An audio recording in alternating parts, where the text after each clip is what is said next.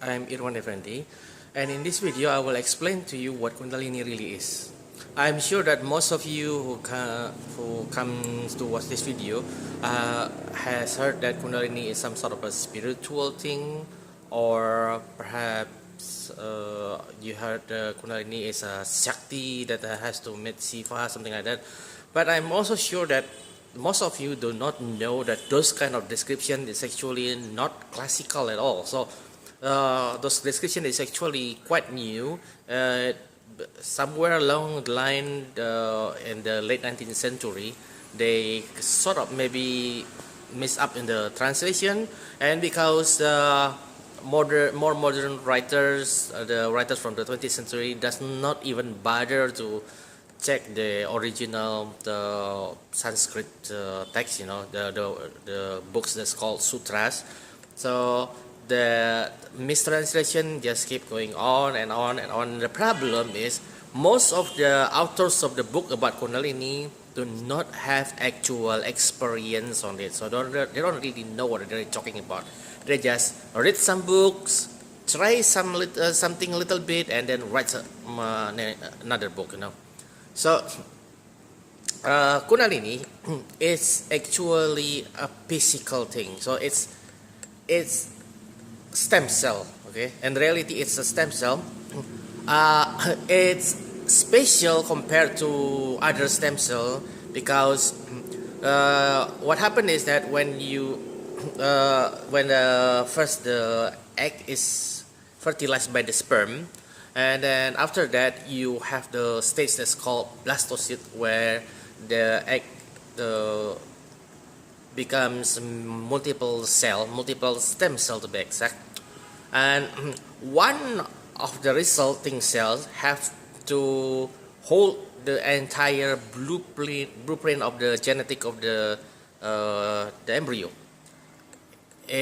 When that happens, so the embryo will develop and become a fetus.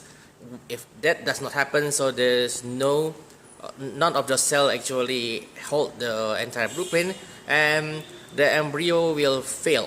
So it will not develop into a fetus, and then it will just become a lump of flesh.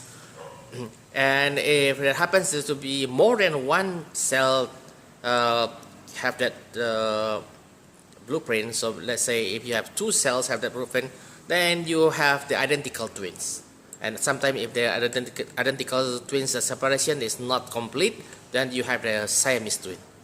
Yeah, so it can be said that Kundalini is the origin of life of every vertebrate animal, including human. So it's not unique to human. Okay, so it's for every vertebrate animal has Kundalini. Okay, well, you said, okay, that's so different. That cannot possibly be right.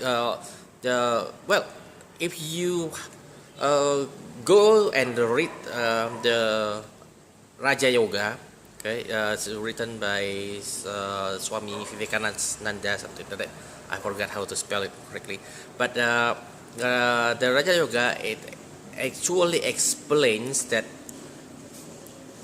in your backbone, the bone marrow, there is a hole, right? There's a hole in the center of it, and that hole goes all the way until it almost meet the sacrum, and then from that point there is a tunnel, a smaller tunnel that goes out of it.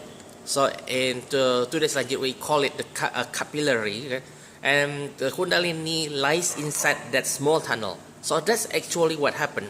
When the embryo becomes fetus, the Kundalini rests in a capillary that connects to the junction where exactly the sacrum and the first lumbar meet.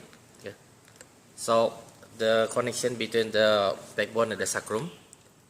Okay. So when it's become active, it moves from that capillary and enter into that hole in the center of the bone marrow, and then it slowly goes up as the power grows. So that's what kundalini really is. And another thing that can be used to prove that it's really kundalini is that the majority of people who has higher cholesterol level, especially triglyceride level, will experience very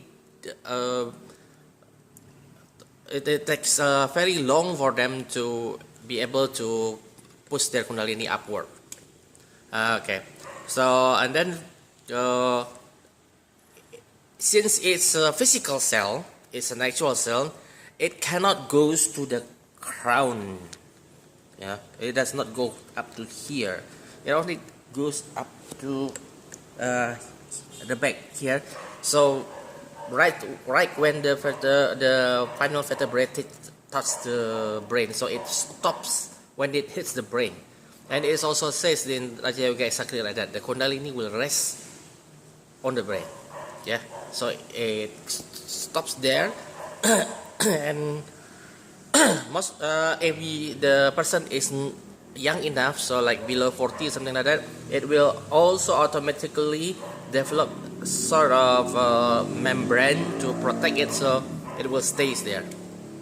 Okay, so that's what kundalini really is.